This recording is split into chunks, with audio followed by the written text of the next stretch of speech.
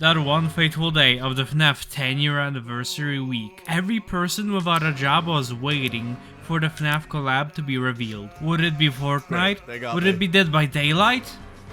Some people thought it'd be Stumble Guys. Yeah, as we now know, it was Dead by Daylight, which is fitting because Dead by Daylight is a horror game with other horror IPs in them, mostly. But this posed the question, would Fnaf ever be added to Fortnite? Oh, trust me, this one get all the 8-year-olds shaking in their seat. But would such a collab suit the atmosphere and themes of Fnaf? Or would it devalue the IP in terms of artistic integrity? And as we all know, the artistic integrity of a story where a map pack gets pregnant and gives birth to Springtrap is sacred and must not be tainted by this. I'll go over arguments for and against Fnaf in Fortnite. As we all know, this is a very important discussion that will have bombastic consequences for the world. But really, my hyper-fixated brain thinks this is an interesting topic. A like and subscribe would really help me out, thanks. And let's begin. The first argument against the collab is, it doesn't suit Fnaf. Fnaf is a horror franchise with a dark story.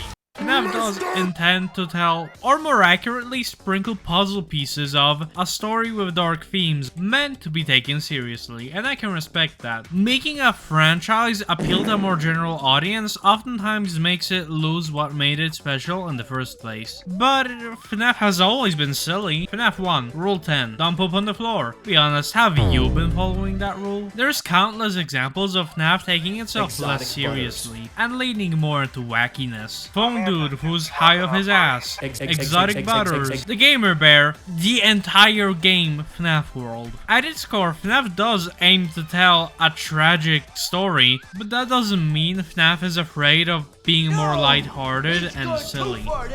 Pickles. And if all of this doesn't detract from the tone Fnaf is trying to go for, I don't think a collab that features Freddy with a gun would either. And Freddy with a gun isn't even that out there of an idea. Just look at Freddy's son. Freddy Fazbear had sex. An argument for the Fnaf collab is that it would introduce new people to the franchise and grow the popularity of Fnaf as an IP. This is tricky. There'll probably be some kids that are on their daily battle pass grind that see a wild foxy do a emote or something and seek Fnaf out to discover that it's something they like. But I don't think that's a scenario that would happen that often. What's that? A little crying baby on someone's back? I shall investigate. Oh, it's a roguelike about child abuse and indoctrination. I shall buy and play it. I don't think the average person thinks like that. But I think it's something that could remind other companies that Fnaf is still a relevant franchise and could lead to more collaborations with Fnaf. But I don't know how big companies work, okay? That's just a dumb guess. I think it could aid in keeping Fnaf more relevant, but look at Google Trends. Fnaf is doing more than fine on its own. But let's talk about Poppy playtime. The Fnaf designs would need to be heavily altered in order to suit the art style of Fortnite. Now, this isn't a very popular argument, but I have seen some discussion around this. And every Fortnite skin looks different compared to their original counterpart. But in most cases, I'd say they do a pretty good job. Let's look at two recent horror additions. Art the Clown and Huggy Wuggy. Both designs are more cartoony, and are you surprised Art the Clown is a real fucking person? But both of these maintain their unsettling appearance to some extent. Okay, maybe not Huggy Wuggy, but you know, he's a toy. Huggy Wuggy, cutie patootie, but Art the Clown, he looks a bit silly, yeah, but it's still, I wouldn't trust this guy. These two designs have been Fortnite-ified, but they still maintain aspects of what made them so good in the first place. You can still tell they're from a horror game, and that's why I think they could do well with Fnaf designs. And they're supposed to look like kids mascots, meanwhile still being creepy at times. Not to mention the glam rock animatronics, they already look like they'd be in Fortnite.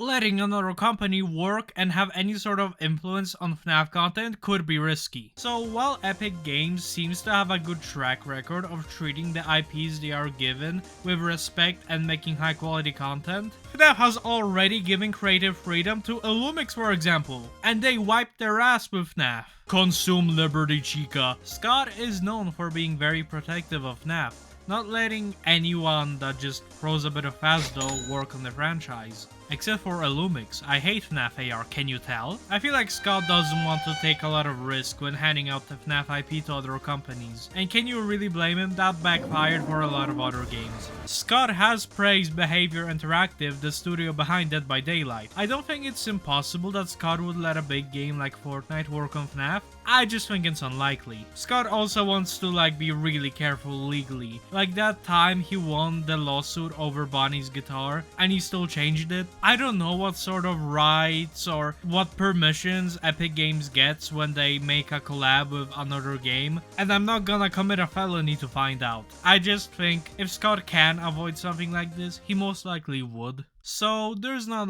a lot more arguments for FNAF in Fortnite, but that's because you don't need one. If you simply think that, hey, it would be cool, I wanna see it, you don't need to justify that. And if you want these robotic furries in the funny Fortnite John-Z Battle Royale game, there's no right or wrong, it's all up to personal preference. But what is my highly anticipated stance on the subject? Honestly, I don't really care. I'm not dying to see FNAF in Fortnite, but it's not like I'd write a 4,000 word Twitter post about how this one collab single-handedly kills the franchise and causes the downfall of society, where we all have to serve our supreme overlord, Liberty Chica. I don't think it damaged FNAF in any way. Like I said before, I think FNAF has always been wacky to some extent, and seeing the silly robot bear do a funny dance, it's just goofy. And I'm gonna be real with you, Chief. I hate the Funko Fusion FNAF thing way more than I'd hate a FNAF Fortnite collab. What the fuck is this?